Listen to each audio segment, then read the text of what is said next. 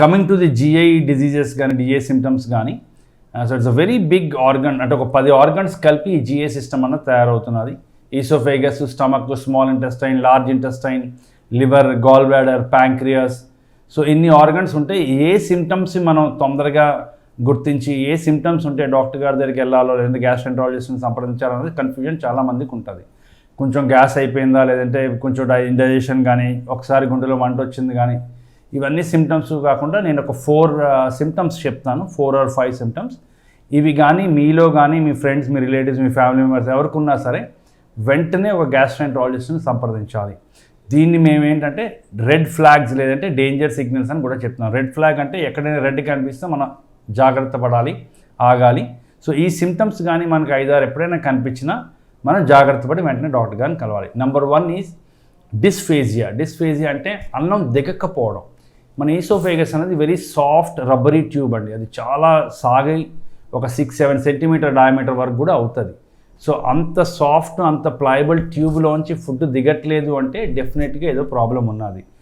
చిన్నపిల్లలు అవనివ్వండి, పెద్దవాళ్ళు, మిడిల్ ఏజ్, అన్నం దిగట్లేదు, అన్నం ఇక్కడెక్కడో చెస్ట్లోనో అప్పర్ అబ్డోమెన్లో అడ్డేస్తున్నది అంటే డెఫినెట్గా ఒక డేంజర్ సిగ్నల్. అది కంపల్సరీగా మనం డాక్టర్ గారిని కలవాలి. ఎస్పెషలీ 50-60 సంవత్సరాలు దాటిన వాళ్ళకైతే క్యాన్సర్ అయ్యే అవకాశాలు చాలా ఎక్కువ ఉంటాయి.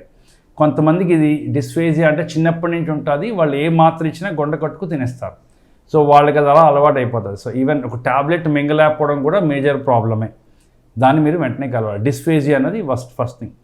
రెండోది మోషన్లో బ్లడ్ పడడం అన్నది, లేదా వామిటింగ్లో బ్లడ్ పడడం అన్నది. సో ఇది సెకండ్ డేంజర్ సిగ్నల్.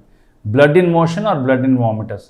బ్లడ్ అన్నిసార్లు రెడ్ కలర్లో ఉండదు, కొన్నిసార్లు ఏంటంటే ద్రాక్ష పండు, మనకు నల్ల ద్రాక్ష ఉంటాయి కదా, ఆ రంగులో కూడా మోషన్లో బ్లడ్ పడుతుంది. వాళ్ళు గుర్తించరు, బీట్రూట్ తిన్నానండి, ద్రాక్ష పళ్ళు తిన్నానండి అని చెప్పేసి వాళ్ళు అనుకుంటారు. కానీ బీట్రూట్ తిన్న రోజు ఒక్కరోజు తప్ప ఇంకా ఏ ఫుడ్లో కూడా మోషన్ అంతలాగా కలర్ చేంజ్ అవ్వదు. అలా చేంజ్ అయిందంటే డెఫినెట్గా ఏదో మీకు బ్లడ్ లోపల నుంచి లాస్ అవుతున్నట్లయితే you should definitely come. Fresh blood పడితే పైల్స్ చెప్పాను common reason.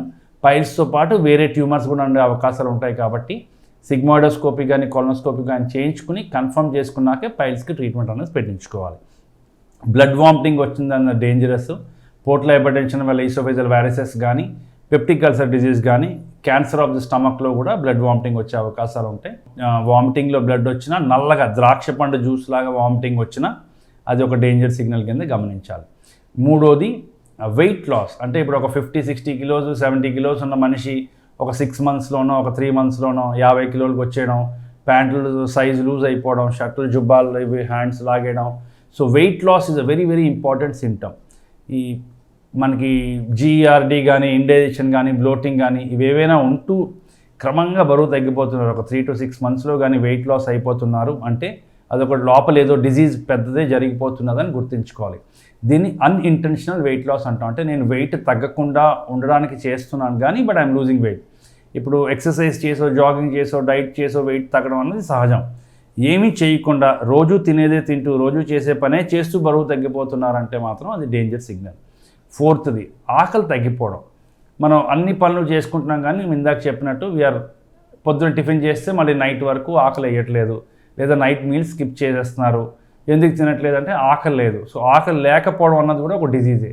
So it can be GI disease or it can be something else.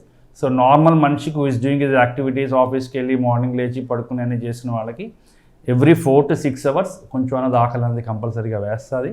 అలా ఆకలి తగ్గిపోవడంతో పాటు బరువు తగ్గిపోవడం అన్నది కూడా ఒక danger signal. Number 5 is blood తగ్గిపోవడం బాడీలో. జనరల్ టెస్టులు చేయించుకున్నప్పుడు haemoglobin expected values in males is around 13 to 15.